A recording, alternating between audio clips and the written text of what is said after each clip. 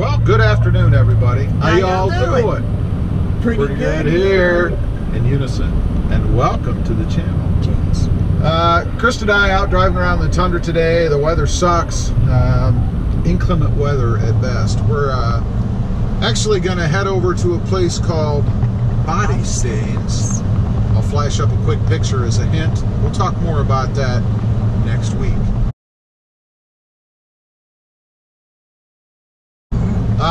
But anyway, we're out driving in the Tundra, and I thought we'd get on here and talk about, since we have this lovely nature-provided crappy weather, how it does in really crappy weather, because it's supposed to be really rainy and stuff, and I'll show you guys a little bit of what we're crap gonna be in. What's the matter? Did you get it? Get what? The squirrel ran out just as you were I don't know where it went. Oh my god. No, I did not hit the squirrel. I didn't even see it, or did I feel it? So anyway, sorry. It's really rainy, crappy, foggy out here, and we're gonna hit the freeway, and we'll let you know some observations on the Tundra. Okay, we stopped by the place that we were going, Body Stains, and made an appointment for next week. So more on that next week. Hopefully they'll let us film while we're there. Totally excited. We'll see. But how did the Tundra do? We traveled the freeway, and it was misty, pouring down rain. It's like a deluge.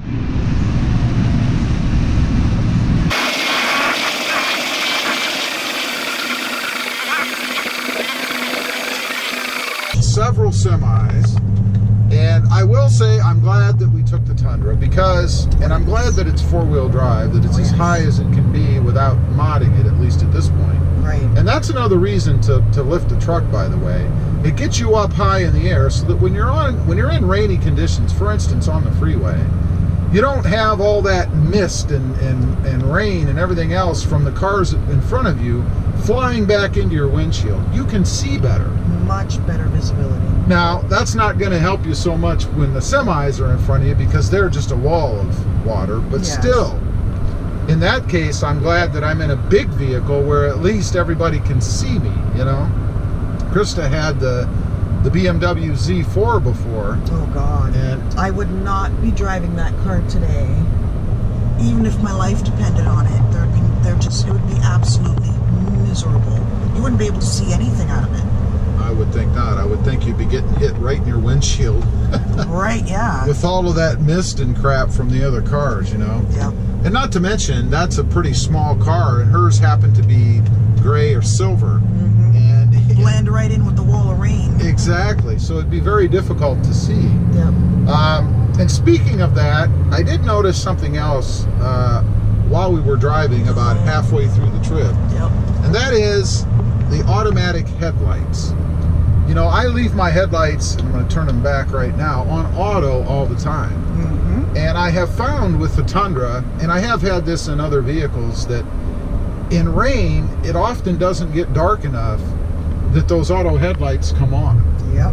You know, I almost think that vehicles probably ought to have some kind of a rain sensor or something, and that when that sensor gets blocked, if you will, by rain or snow or whatever, that the headlights automatically come on because of that. Right. When we were driving on the freeway about halfway, my lights weren't on. All that was on were the driving lights. The daytime lights. The daytime lights. Yep. So, and by law, your headlights are supposed to be on when it's raining, right? Yep. I mean, at night and during rain. Right. At least so here, that includes your tail lights. Yeah. In this case, they weren't on. Well, yeah, and at least here in Ohio. Yeah. So I had to manually turn my headlights on, which, I mean, isn't a big deal, but when you have auto headlights, at least me, I expect them to come on automatically during inclement weather as well. Yep. I mean, it is cloudy. It was quite dark driving down the freeway, but they did not kick on. That's kind of a bummer. Yeah, it is. And I have noticed... You just have to remember when it's raining, flip your lights on. Right. And I have noticed in the Tundra particularly that they don't seem to be real sensitive to that. There have been other times that I've had to turn the lights on manually in rain. Yep. really do think that, I mean, and come on, we could certainly do this these days. If the headlights have something blocking them, i.e. water, rain, snow, ice, whatever, that they'd automatically come on. They should.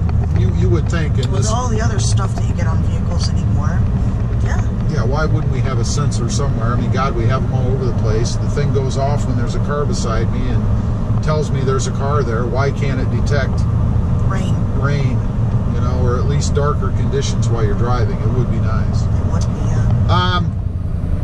Otherwise, you know, it did quite well. No issues with traction or anything like that. I did have with the Ram Rebel, and I bring this up every once in a while in other videos. The wheels. The tires. Yes. It wasn't really specific only because those are the tires they put on to the Ram Rebel, but that's what it came with. Yep. And those tires were very slick. They were too hard, I think, in my opinion. Yeah, you'd be spinning tires in the weather like today. Well, yeah, and if you're on the freeway and for some reason you need to give it a little gas to get out of the way or something like that, yep. You could lose traction while you're going 65 mile an hour. Yep. You know, I know there were many times, even on my own driveway, which I'll give you was fairly slick, I would lose traction when turning out of the driveway or first starting off when it was wet. And I didn't floor it. Yeah. Wow. Yeah, I had that happen more than once. That's insane. I even had that happen, matter of fact, and it was a pretty brisk turn, I guess, off of the main road onto the driveway. Oh. I could feel it slide a little bit because I was going too fast, probably, but still not exorbitantly fast. I mean, it's not like I turned in my driveway at 60 mile an hour or something, but still, I don't think that they should have broke free. No. You know. The other thing, I guess, is cars being able to see you. I mentioned that a little bit. Obviously, in a bigger vehicle, and this isn't really Tundra specific, I guess, in any bigger vehicle, truck, SUV, whatever, in that kind of weather, with that kind of visibility, pretty nice to be able to be seen. For obvious reasons, we saw. That's true. And don't forget, this Tundra it has the cement color, which is gray, basically like a light gray. So when you're in a downpour of rain, your truck's going to blend right in with the rain. Exactly. So if your lights aren't on, you wouldn't be easy to see. Right, kind of hard to see. So I don't know. That's kind of a drag, but. Anyway, the Tundra, excluding that little headlight thing, they really should have come on. Did quite fine. No issues in pretty heavy rain on the freeway in foggy, misty, crappy conditions. As usual, appreciate you guys watching. Please give this video a big thumbs up. Click that subscribe button if you haven't before. And we'll see you next time. On the web. Have a good day. Bye. Hi. Good. How are you? Alright. Good. Thank you. You too. You too.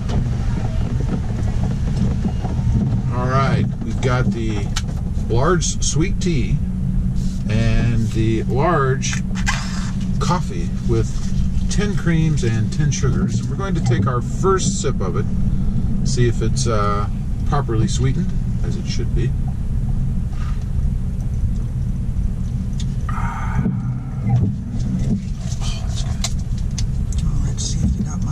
That is good. How is yours? I don't know. I can't drink when you're driving. It's a hot drink. Shouldn't drink when you're driving. It's a hot drink. Okay, go ahead. Take a sip. Make it quick. I may have to move.